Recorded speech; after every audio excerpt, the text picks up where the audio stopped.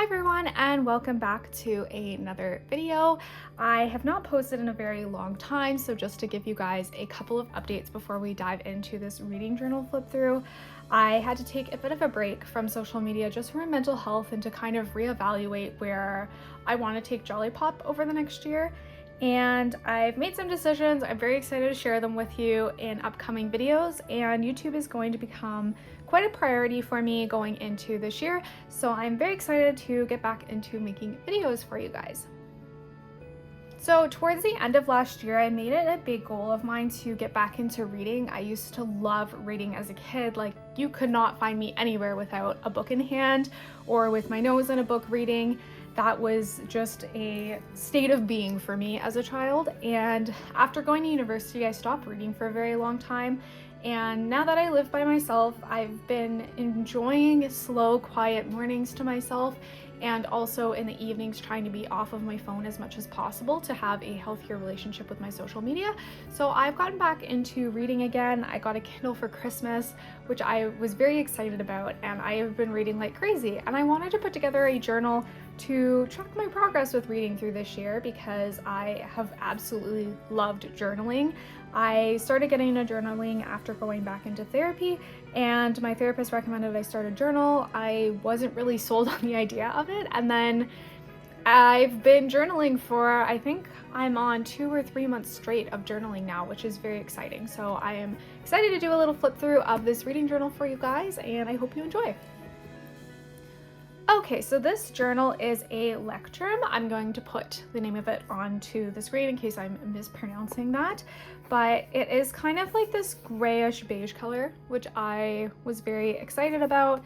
It has a little elastic, which was one of the things I was looking for in a reading journal because of the amount of stuff that you add into a reading journal. I knew it was going to kind of get thick, and I wanted a way for it to kind of hold itself together. It also comes with 2 bookmarks in it. I only use one currently, but that could potentially. So opening the book up, we start out with a table of contents page, which was already built into the journal before I started, which I thought was great. The other thing that I really loved about this book is you'll notice that at the bottom of all the pages is numbered. So the journal already comes numbered, which I think is really awesome.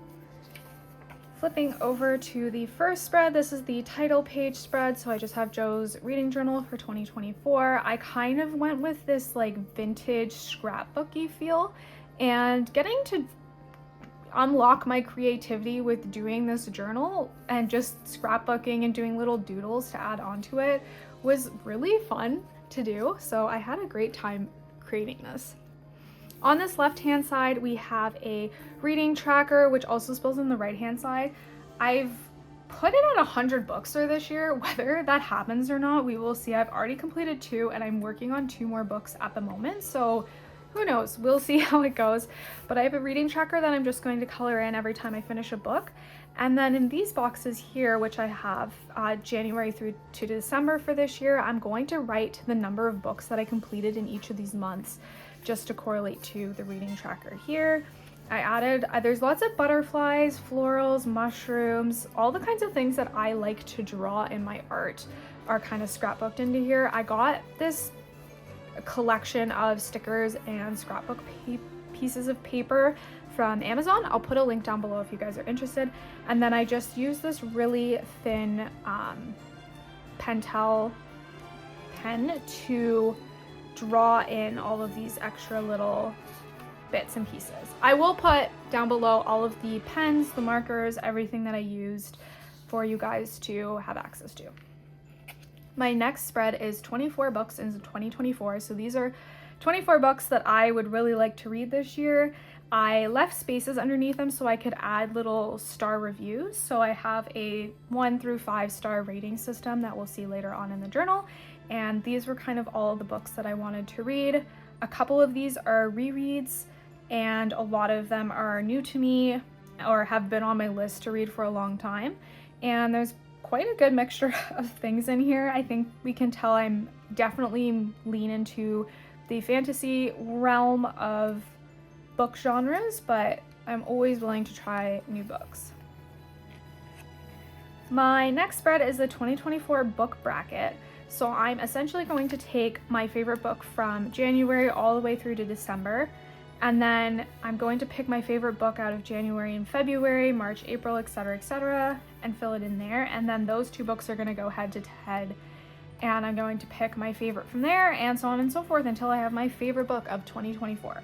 So I'm excited because I'm going to do a flip through of this journal when I am finished it at the end of the year, and we can kind of see like what worked and what didn't.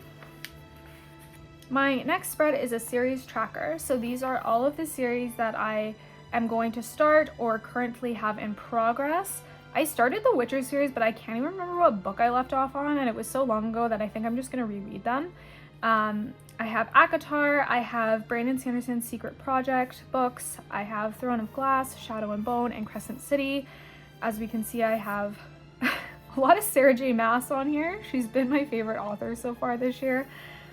And then on this next side, I have a 2024 in review. So I'm going to put little tally marks every time I complete a physical book or an ebook, and then whether the author was female, male, or had LGBTQIA+ representation.